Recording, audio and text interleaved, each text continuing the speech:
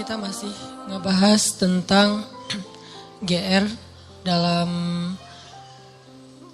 merespon nikmat dan ujian dari Allah Subhanahu wa taala. Kan biasanya kalau kita ngomongin tentang nikmat identik dengan syukur ya. Terus kalau ujian identik dengan sabar. Tapi gak selalu kayak gitu keadaannya. Kadang-kadang nikmat itu bisa bikin kita GR. Ujian bisa bikin kita salah sangka kepada Allah Subhanahu wa taala. Seolah-olah Allah kalau kasih ujian itu kayak gak suka sama kita. Padahal kadang Allah kalau kasih ujian itu tandanya masih perhatian sama kita. Kenapa tuh perhatiannya ngasih ujian? Bisa banyak banget alasannya, bisa pengen ngapusin dosa-dosa kita, bisa pengen ngangkat derajat kita walaupun kita nggak usah terlalu kegeeran ke sana, minimal menghapus dosa-dosa ya. Bisa juga emang mungkin hanya dengan cara dikasih ujian kita rajin beribadah. Dan itu kita banget kayaknya tuh. Kalau lagi banyak masalah, tahajudnya rajin. Mendekati ujian nasional, tahajud gak tinggal selama sebulan. Hari ujian nasional terakhir, malamnya udah gak tahajud lagi. Kan kita banget nih. Nah orang yang tipenya kayak gini kadang emang cara untuk biar dekat ke Allah emang dikasih ujian. Makanya jangan jadi tipe kayak gitu. Walaupun ada orang lain yang soleh tapi tetap dikasih ujian. Kenapa? Karena Allah Subhanahu wa taala benar-benar pengen lebih dekat sama dia. Makanya Nabi bilang asyadun nas balaan al-anbiya summas solihin. Orang yang paling banyak diuji sama Allah itu orang para nabi, kemudian orang soleh, kemudian yang mendekati kesolehan dan seterusnya dan seterusnya. Ternyata kadang ketika kita dikasih nikmat, kita tuh jadi kegeeran. Jangan-jangan ternyata nikmat itu bukan sebuah anugerah, justru nikmat itu adalah sebuah istidraj. Gimana kita ngebedain anugerah sama istidraj? Indikatornya sederhana.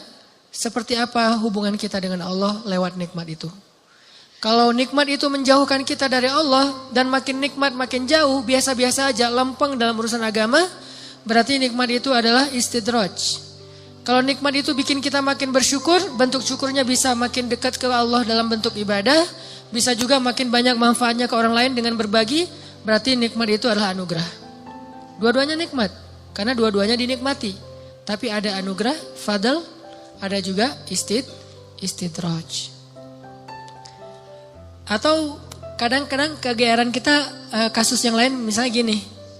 Kayak dalam keluarga ya, dalam keluarga kita berdoa nih.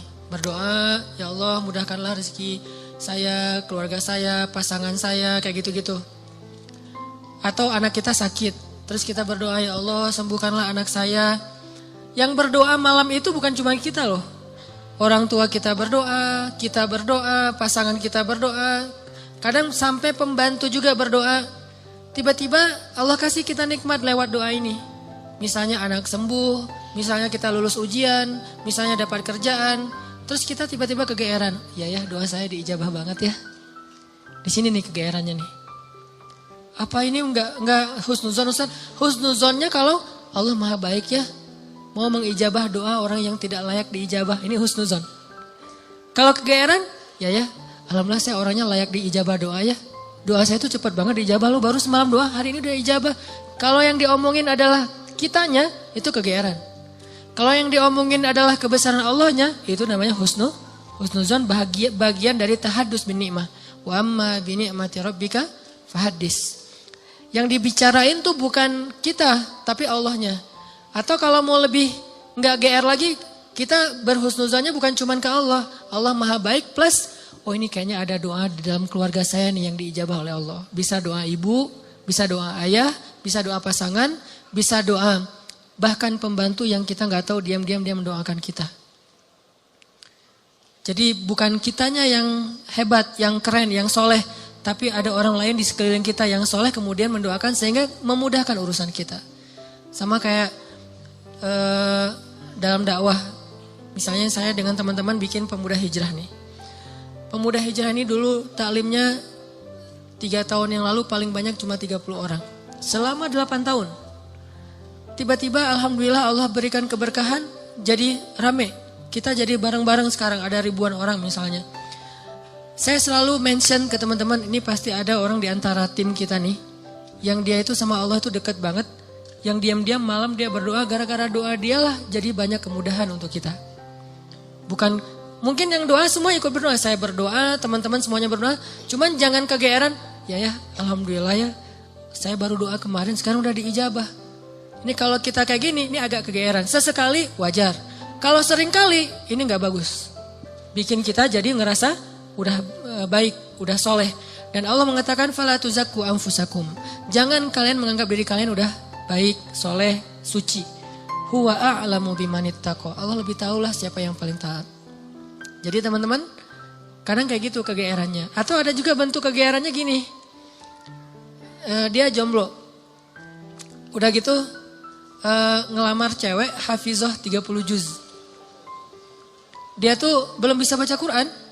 Baru hijrah, tapi diberikan istri hafizah 30 juz. Atau sebaliknya, dia cewek baru berhijab banget, diberikan suami hafiz 30 juz. Udah gitu dia kegeeran. Wah, berarti saya udah pantas buat dia nih. Atau dia pantas buat saya. Enggak, jangan-jangan Allah sengaja ngasih kita pasangan yang soleh banget, karena cuma dia yang bisa menghijrahkan kita dan memperbaiki kita. Kalau dikasih yang tanggung-tanggung, ntar lepas lagi nih. Makanya dikasih yang gak tanggung-tanggung. Sekalian aja yang paling soleh, yang paling taat, yang paling berwawasan agama luas. Sehingga kita disuruh belajar ke dia. Bisa kayak gitu. Padahal yang datang ke dia itu banyak. Ada yang sama-sama hafiz. Kenapa yang lebih baik dari kita hafiz gak diterima? Karena udah sama-sama soleh. Terus siapa lagi yang perlu diperbaiki kan? Bisa jadi kita justru ketemu dengan orang yang keren. Karena Allah pengen memperbaiki kita dengan orang lewat orang itu. Ini biar kita gak kegeeran. Ustadz, kenapa sih harus gitu-gitu amat? Karena itulah sifat orang yang beriman. Coba teman-teman buka surat orang-orang beriman. Surat apa?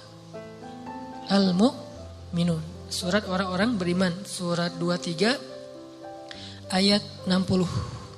Itu sifat orang yang beriman. Surat 23 ayat 60.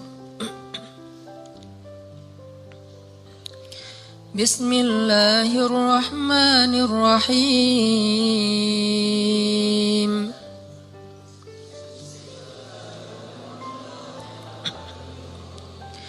والذين يؤتون ما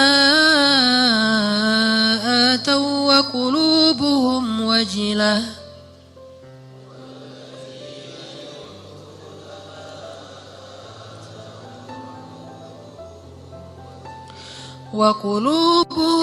وجلة أنهم إلى ربهم راجعون.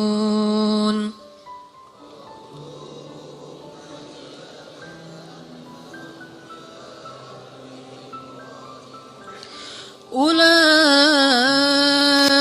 يسارعون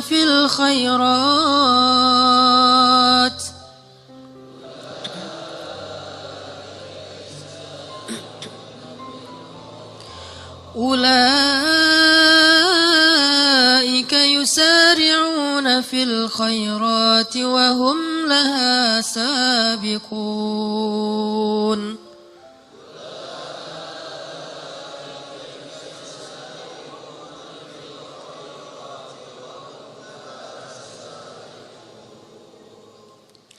Dan orang-orang yang memberikan apa yang telah mereka berikan dengan hati penuh rasa takut, karena mereka yakin bahwa sesungguhnya mereka akan kembali kepada Rabb-nya. Mereka itulah orang-orang yang bersegera kepada kebaikan-kebaikan, dan mereka itulah orang-orang yang lebih dulu memperolehnya. Ini terjemahannya agak sedikit rancu ya, karena kalau kita baca tafsir bukan memberikan, melakukan. Jadi ketika ayat ini turun, Aisyah nanya kepada Nabi, apa tafsirnya? Walladzina yu'tuna ma atau wa qulubuhum wajilah. Dan orang-orang yang telah memberikan apa yang mereka telah berikan, sedangkan hati mereka masih merasa takut. Aisyah nanya, maksudnya apa ya Rasulullah? Kenapa mereka takut? Apakah mereka melakukan dosa-dosa? Apakah mereka bermaksiat sehingga mereka menjadi takut? Kata Nabi, bukan. Maksud melakukan atau memberikan di sini adalah mereka udah sholat, mereka puasa, mereka sedekah. Jadi bukan cuma sedekah ya, semua amal soleh. Mereka udah bantu orang. Jadi mereka itu udah banyak banget ngelakuin kebaikan. Sedangkan hati mereka wajilah, masih merasa takut. Takut apa? Takut ketika kembali kepada Allah gak sanggup menghadap Allah dengan amal yang sedikit. Coba bayangin. Udah banyak amal masih takut menghadap Allah. Wajilah. Gimana lagi kalau berbuat dosa. Beramal aja masih takut sama Allah. Kalau kita kan kadang-kadang ngerasa takut ke Allah itu kalau habis buat dosa ya. Dan ini juga bagian dari iman. Keren sih. Cuman iman kan berderajat-derajat. Lahum darajatun inda rabbihim. Orang beriman aja bertingkat. Ada orang beriman ketika bikin dosa takut kepada Allah. Langsung taubat. Ada yang lagi yang lebih tinggi. Lagi berbuat baik takut sama Allah. Kenapa? Dia ngerasa amal baiknya tuh sedikit dan waktunya terbatas. Dia pengen berbuat yang banyak tapi gak punya waktu. Gak punya merasa lemah, merasa tidak maksimal, merasa belum memberikan semua hak Allah, merasa kurang, merasa belum istimewa, belum sempurna. Ini orang yang walladzina yu'tuna ma atau wa qulubuhum wajilah. Makanya teman-teman kalau teman-teman perhatiin di akhir surat Al-Baqarah kan tuh ada doa Rabbana la tu'akhidna in nasina aw akhtana. Itu bukan doa orang yang berbuat dosa loh. Itu doa orang habis beribadah. Dia habis beribadah, habis sholat misalnya, doanya Rabbana la tu'akhidna in nasina aw akhtana. Udah beribadah masih minta maaf sama Allah. Ya Allah jangan marah ya sama saya kalau saya ada yang silap, ada yang lupa, ada yang gak sempurna. Ini orang beriman, udah beribadah masih minta maaf. Sama kayak ayat idza jaa nasrullahi wal fath wa ra'aitan nasa yadkhuluna fi dinillahi afwaja fasabbih bihamdi rabbika wastaghfir. Kalau telah datang pertolongan Allah dan kemenangan dan engkau melihat orang berbondong-bondong masuk kepada agama Allah, maksudnya apa? Kalau dakwah kamu sudah sukses. Wahai Muhammad, wahai kaum muslimin, kalau dakwah kalian sudah sukses, orang berbondong-bondong ikut pengajian, orang berbondong-bondong berhijrah, jadi tren baru sekarang Islam misalnya di zaman dulu Nabi. Orang berbondong-bondong memeluk agama Islam. Dakwah kamu tuh udah keren banget. Usaha kamu tuh udah maksimal. Ketika kamu mendapatkan kesuksesan dalam dakwah, maka pujilah Allah dan beristighfarlah. Kenapa? Habis berdakwah, habis sukses malah disuruh beristighfar. Dan yang disuruh itu adalah Nabi loh secara personal, bukan kaum muslimin. Kalau kaum muslimin mungkin mengatakan fasabbihu bihamdi rabbikum wastaghfiru gitu kan ya. Tapi karena personal, fasabbih bihamdi rabbika wastaghfir. Engkau wahai Muhammad. Jadi Nabi banget yang disuruh. Kalau Nabi aja disuruh istighfar apalagi umatnya. Dan Allah menyuruh Nabi istighfar bukan habis berbuat dosa, bukan. Karena Nabi tidak berbuat dosa. Kapan disuruh istighfar? Habis sukses dalam dakwah disuruh istighfar. Kenapa? Inilah mukmin. Dia gak pernah merasa dirinya sempurna. Dia gak pernah merasa bahwa ini karena kerja saya, karya saya, hasil jerih payah saya, karena saya hebat. Enggak. Istighfar tetap kepada Allah. Karena kalau enggak Allah tolong, kamu enggak akan sukses. Gitu maksudnya. Kenapa kalau Allah enggak tolong, kamu enggak akan sukses? Karena apa yang kamu lakukan itu harusnya kamu enggak bisa sukses. Soalnya yang kamu lakukan itu belum maksimal. Belum ideal, belum sempurna, belum istimewa. Tetap aja ada kurangnya. Karena sifat dari insan, mahallul khata' wan nisyan. Pasti ada salah dan lupa. Pasti. Jadi gimana pun kita dapat nikmat, hati kita wajilah. Apalagi nikmat dunia doang. Nikmat ibadah aja tetap wajilah. Nikmat ibadah kan yu'tu nama atau. Berarti mereka sholat, puasa, zakat, sedekah, haji, umroh. Kayak gitu-gitu tilawah, hafal Quran. Tapi hatinya masih wa qulubuhum wajilah. Padahal itu yang dikasih nikmat ibadah loh. Gimana kalau yang dikasih nikmat dunia? Karena gak mungkin kan nikmat ibadah itu istidraj. Mungkin gak? Nikmat ibadah istidraj. Allah membiarkan dia aja sholat sendiri. Gak mungkin kan?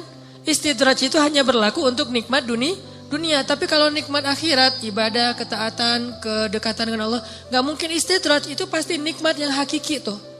Tetap mereka ngerasa saya banyak kurang, saya masih. Kalau sholat pasti tadi ada yang gak khusyuknya. Ada yang khusyuk 4 rakaat sholat isya. Pasti ada hilang-hilangnya gitu kan ya. Lebih tepatnya ada khusyuknya sedikit, sisanya hilang. Mungkin itu lebih tepat buat kita nih. Gak sengaja kok udah salam aja. Atau tadi sujudnya 2 kali apa sekali ya. Tadi saya ruku gak sih? Apalagi kalau sholat sendiri tuh. Pas udah sujud, tadi saya ruku gak sih? Kan suka gitu tuh. Pas udah berdiri, tadi saya tahiyat gak sih? Atau langsung dari sujud langsung berdiri. Kan suka gitu. Salam, tadi saya syahadatan gak ya? Jangan-jangan langsung Allahumma sholli ala sayyidina Muhammad, assalamualaikum, assalamualaikum. Pas berdiri, tadi saya baca Al-Fatihah enggak ya? Udah mau ruku aja, suka gitu. Berarti banyak kurangnya dalam ibadah kita. Tilawah juga gitu, pasti banyak baca yang salah. Jangan-jangan salah huruf, salah makna harusnya dosa. Puasa juga gitu, gak bisa jaga pandangan. Atau sedekah juga gitu, jangan-jangan saya sedekah belum bersih-bersih amat atau belum maksimal. Masih banyak yang saya tahan, masih kikir.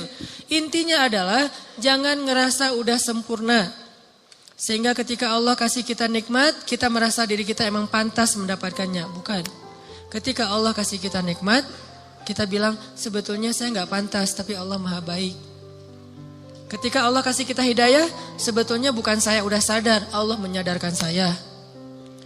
Ketika kita dapat ujian, baru kita salahkan diri kita.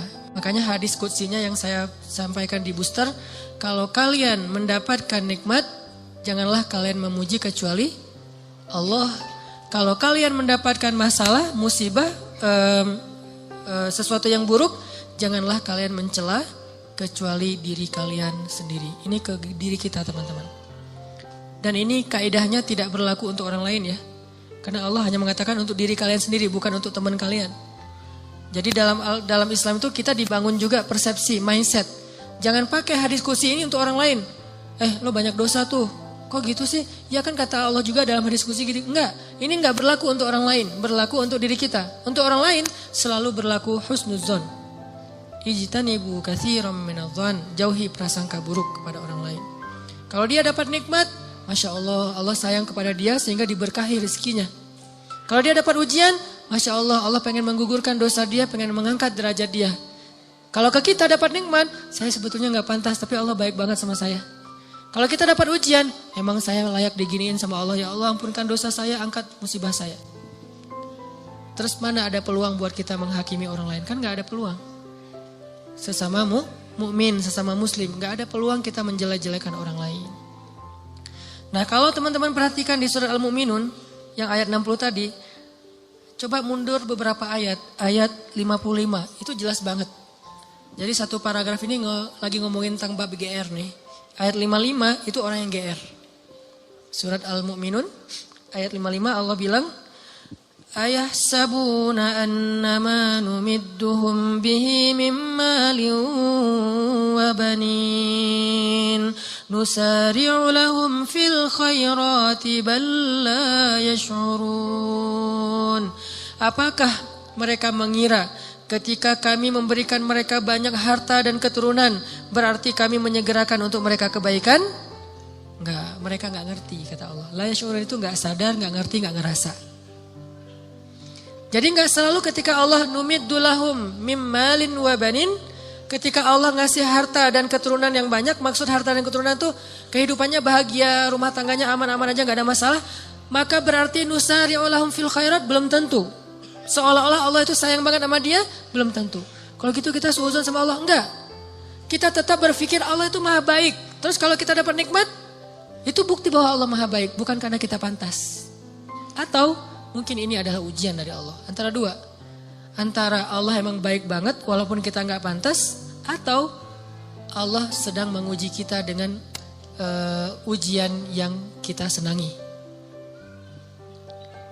Dulu ketika masih sendiri, setiap malam tahajud. Ya Allah beri saya pasangan imam yang bisa ngimamin saya. Gak apa-apa deh yang dibaca Al-Ikhlas juga. Yang penting dia imam. Yang imam, ya Allah beri saya makmum. Mudah-mudahan dia tetap mengamini doa-doa saya. Walaupun mungkin doa saya gak fasih. Doain setiap malam tahajud. Allah kasih nih. Persis kayak bayangan kita banget nih. Spesifik. Hidungnya, matanya, wah segala macam. Gua banget lah pokoknya. Pas udah dapat gitu masih bangun tahajud gak? Atau udah mulai telat-telat dikit? Kenapa telat-telat dikit? Susah bangunnya sekarang. Kalau dulu bangun cuman ngangkat bantal guling atau cuman selimut doang, itu juga kadang-kadang. Karena seringnya selimut udah terbang kemana, bantal guling kemana tidurnya teh. Maceh banget tidurnya. Ada juga pas dia mau bangun, sekarang beda, bukan bantal guling, lengan. Mungkin lengan itu lebih ringan daripada bantal guling. Secara kilonya kayak gitu ya. Tapi rasanya berat. Taruh lengan, aduh gimana nih caranya, ntar dia terbangun. Kan saya nggak pengen ngebangunin dia, kasihan, alasan ya modus. Enggak tahajud. Atau tahajudnya telat. Atau mulai berkurang. Lama-lama tadi tahajud 11, sekarang jadi tinggal 8, 4, 2, tinggal witir doang. Tapi masih lumayan lah. Akhirnya subuh di masjid, subuh di rumah, subuh telat, subuh dijamak dengan duha. Kan bertahap tuh. Udah gitu ngejamaknya kompakan lagi. Berjamaah. Jamak subuh sama duha berjamaah sama suami istri. Kan kompakan ya. Masya Allah luar biasa kompak, istiqomah menjamak. Allah pengen nguji kita lewat pasangan justru. Kadang Allah pengen nguji kita dengan terlalu sibuk dengan kerjaan. Tadinya kita gak punya kerjaan, nganggur, akhirnya bisa beribadah tepat waktu. Begitu udah ada kerjaan, jadi gak tepat waktu lagi. Kenapa? Alasannya mulai sibuk, mulai rush, mulai tight jadwal, kayak gitu-gitu. Nah ini artinya jangan selalu kegeeran bahwa Allah sayang sama kita. Bahwa kita layak disayangi oleh Allah, bukan. Mungkin antara dua, Allah emang baik banget atau Allah pengen nguji kita dengan nikmat tersebut. Jadi di sini disebutkan ayah sabun, apakah mereka mengira annama numiddu lahum min malin wa banin nusari'u lahum fil khairat bal la yash'urun. Mereka pikir kalau kami udah ngasih mereka harta dan keturunan berarti kami menyegerakan kebaikan buat mereka? La yash'urun, mereka enggak ngerti. Justru orang beriman di ayat berikutnya disebutkan walladzina yu'tuna ma ataw wa qulubuhum wajilah annahum ila rabbihim raji'un. Ulaika orang yang kayak gini nih, yang wajilah, yang ngerasa kurang, yang ngerasa nggak pantas, yusari'una fil khairat. Selalu bersemangat melakukan kebaikan-kebaikan yang lain. Kenapa? Dia merasa masih kurang dirinya. Jadi jangan terlalu kegeeran. Kita boleh bilang alhamdulillah ya Allah mengijabah doa, ya boleh. Tapi jangan bilang alhamdulillah ya saya tuh emang doa saya jitu banget. Doa saya tuh emang cepat banget diijabah. Jangan sebutkan saya sama sekali. Kalau dalam kebaikan. Ini kita belajar bertahap. Kadang-kadang gak nyebutin di lisan, tapi di hati. Enggak lah, ini mah nikmat dari Allah dalam hati gua gitu loh. Wa asirru qawlakum awijharu bih innahu alimun bidatis sudur. Kalian rahasiakan ucapan kalian di hati atau kalian tampakkan dengan lisan, Allah Maha tahu apa yang ada di dalam dada kalian. Gak bisa bohong sama Allah. Terus gimana Ustaz kalau kebersit kayak gitu membatin? Lisan kita mah selalu ngomong Masya Allah ya lu lulus. Alhamdulillah ini nikmat dari Allah. Padahal gua gak bisa apa-apa. Lisan nih. Hati kita, ya emang kamu heran kalau saya lulus. Mulai kan ada sombong tuh. Mulai agak kegeeran nih. Kita kalau muncul itu langsung kita tolak, kita reject dengan apa? Astagfirullahaladzim. Kadang-kadang itu muncul bukan pengennya kita. Yuwaswisufi sudurinas, emang si dia tuh. Si dia bukan, si dia mah keren buat saya. Orang itu, zat itu tuh. Yaitu khannas yuwaswisufi sudurinas. Kita gak pengen sombong, kita gak pengen riak. Dia yang yuwaswis supaya kita sombong. Saya kan pernah cerita, ngimamin. Pengen ngimamin yang paling maksimal. Biar semuanya khusyuk. Kan kalau yang lain khusyuk kebawa pahalanya ke yang ngimamin nih. Allahu Akbar. Alhamdulillahi Rabbil Alamin. Semaksimal mungkin. Sebisa mungkin yang bagus bacaannya. Pas udah selesai sholat, yuwaswis. Atau belum selesai sholat, baru amin. Keren juga ya suara saya muncul. Yuwaswis. Itu bukan saya ya, saya gak pengen kayak gitu-gitu amat lah. Yuwaswis. Awal-awalnya, dulu kayak gitu tuh. Ini saya ngaku nih, awal-awalnya ngimamin, apalagi pas ngimaminnya di Mesir. Karena orang Mesir tuh suka suuzon sama orang Indonesia. Dianggap orang Indonesia tuh gak bisa ngaji. Kan kepancing nih. Emangnya orang Indonesia gak bisa ngaji? No, kasih mat buat gua. Gitu. Ngimamin lah nih. Ngimamin ada niat pengen nunjukin orang Indonesia tuh ngajinya bagus-bagus. Mulai agak-agak melenceng tuh.